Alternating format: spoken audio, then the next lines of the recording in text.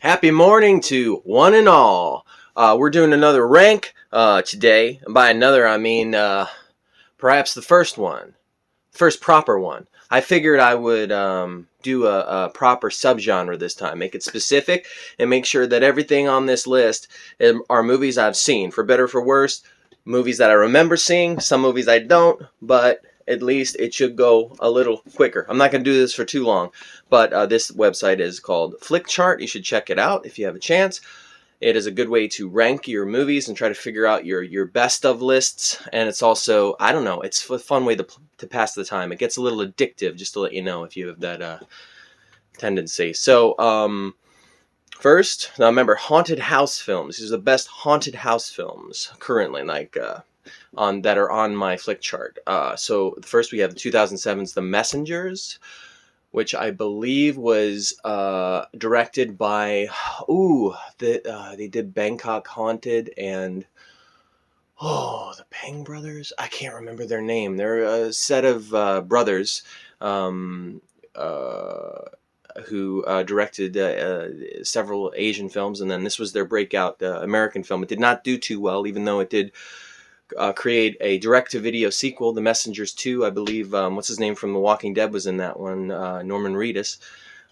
Never saw that one, but this one has Kristen Stewart during the Twilight craze. So she was at peak stardom, I guess, trying to branch out, do something a little bit darker from the Twilight movies, even though she did get her start in a Fincher film.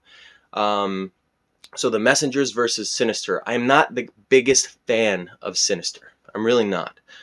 Not as much as everybody else is. I think it's kind of overrated. That's just my personal opinion. I think it's just 8mm, only less good with the new wrapper, with like a horror Blumhouse wrapper. But I'm still, between the two, I'm gonna have to pick Sinister, because it is, it's disturbing. I enjoy Ethan Hawke, and I can remember a lot about Sinister. I can barely remember anything about The Messengers, so I gotta pick Sinister. I just got to. Now, this one's Beetlejuice from 1988, which is more of a comedy, borderline horror. It's definitely, I wouldn't call it a horror comedy. I would definitely call it a Tim Burton film. And then Dark Water, which is the remake of the that was during the whole Asian film craze of the early 2000s. I believe Dark Water was a Japanese horror, and this has Jennifer Connelly in the remake. Again, I remember seeing both. Dark Water was never my favorite, the original. I preferred Ju-on and all the stuff that Takashi Shimizu was doing. Dark Water was alright, but Beetlejuice, come on, it's a classic. And I'm looking forward to the sequel, so Beetlejuice wins. Now we got Beetlejuice versus 100 Feet. Now, 100 Feet is an underseen, underknown film with Famke Janssen, and it's written and directed by Eric Red, who I'm a big fan of. He wrote the script for The Hitcher. He wrote and directed a kind of a cult werewolf movie called Bad Moon. He also did Body Parts, which is another cult film with Jeff Fahey from the early 90s.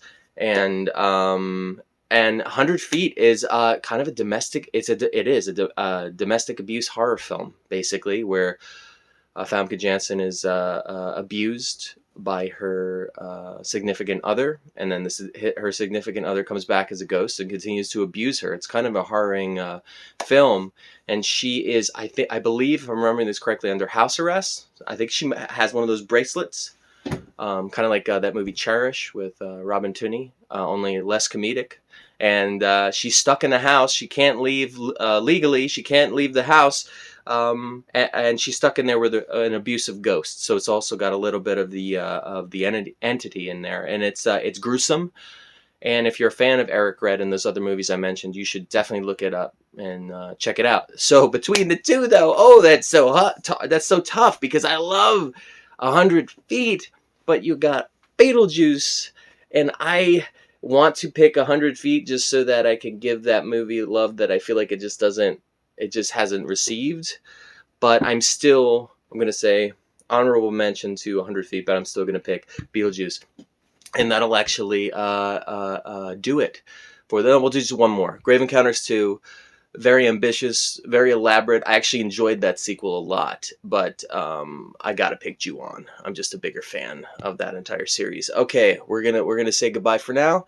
Thanks for listening. Bye.